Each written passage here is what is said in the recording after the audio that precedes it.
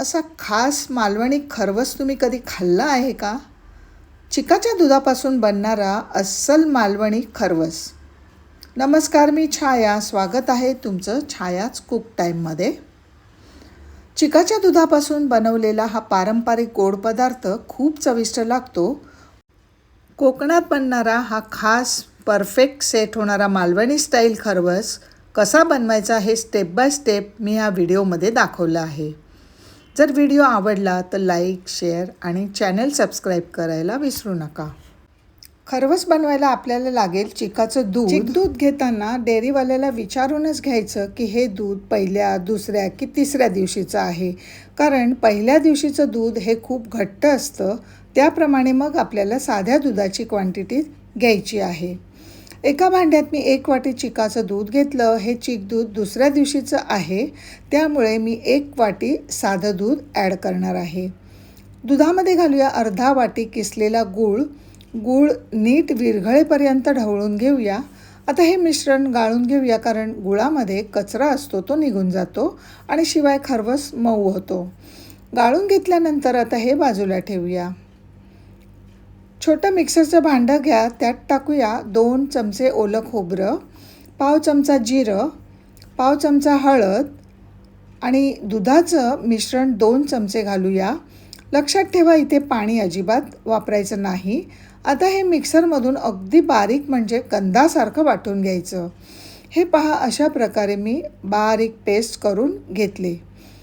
आता हे जे दुधाचं मिश्रण आपण तयार करून ठेवलेलं आहे, त्यात हे बारीक वाटलेलं खोबऱ्याचं मिश्रण घालून छान एकजीव करून घेऊयात. हे असं वाटून मिश्रण घातल्याने खरवस अगदी चविष्ट तयार होतो. आता यात वेलची पूड घालूया. मिक्स करून घेऊ आणि पुन्हा थोडीशी वेलची पूड मी स्प्रिंकल करणार आहे. हा खरवस आपण कुकरमध्ये करणार आहोत. कुकरच्या तळाशी 2 ग्लास पाणी ओतून स्टँड किंवा प्लेट असेल तर ठेवा, म्हणजे पाणी उकळल्यानंतर ते खरवसामध्ये पडणार नाही. मिश्रणाचं भांडं अलगद स्टँडवर ठेवा. भांड्यावर झाकण ठेवायचं, म्हणजे वाफेचं पाणी खरवसामध्ये पडणार नाही. आता कुकरचं झाकण लावण्या अगोदर शिट्टी काढून बाजूला ठेवा. हा खरवस 25 मिनटं वाफेवर शिजवा. 25 मिनटानंतर चेक करून पाहूयात. चेक करण्यासाठी टूथपिक किंवा सुरी घ्या आणि खरवसाच्या अगदी मधोमध घालून बघा.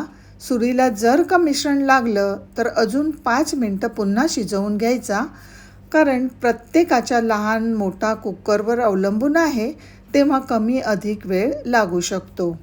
हा खरवस थंड झाल्यावरच कापायचा आहे, कधीही गरम असताना कापायचा नाही. हे पहा, मी थंड करून घेतला आहे. आता याचे तुकडे करून घेणार आहोत. कापत असतानाच तुमच्या लक्षात आलं असेल की किती गुबगुबीत मऊसूत खरवस तयार आहे. आत्तापर्यंत खरवस तर तुम्ही बरेचदा खाल्ला असेलही, परंतु ह्या मालवणी पद्धतीचा खरवस तुम्हाला नक्कीच आवडणार, याची मी 100% गॅरंटी देते.